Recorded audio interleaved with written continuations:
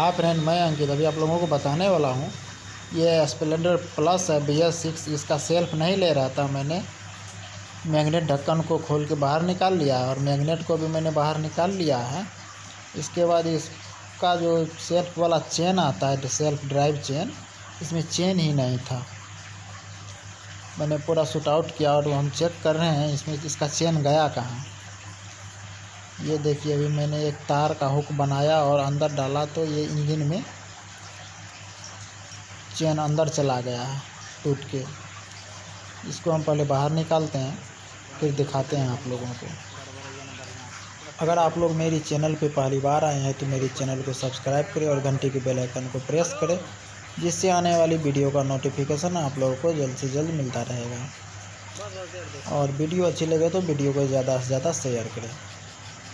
ये BS6 model है, Splendor plus, hero का स्प्लेंडर प्लस।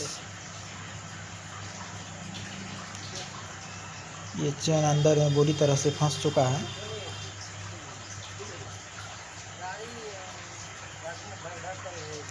निकालने में थोड़ा कठिनाई होता है, क्योंकि निकलने वाला जहाँ पे होल है बहुत छोटा सा होल है और चेन पूरा अंदर में पिनियन उनियन में जो है फंस गया था और किक से स्टार्ट भी नहीं हो रहा था।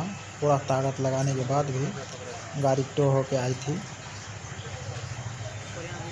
ये देखिए, इसका इस प्रकार से चेन है,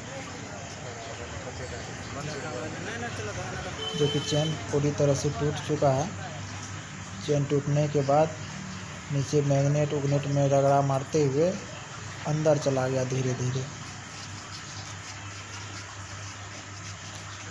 कहीं पिनियन पे ज़्यादा जोर पड़ता तो हाउसिंग को भी फाड़ देता, इंजन का पल्ला को भी फाड़ सकता था।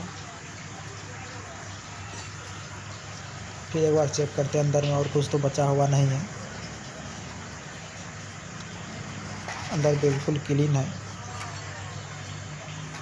अभी हम इसमें न्यू चेन मंगाते हैं, इसका पैकिंग मंगाते हैं, इसको फिट करते हैं, इसका ऑयल चेंज करते हैं। ये कंप्लीट हो जाएगा। इसमें यही प्रॉब्लम था जिसकी वजह से सेल्फ नहीं ले रहा था। थैंक यू दोस्तों।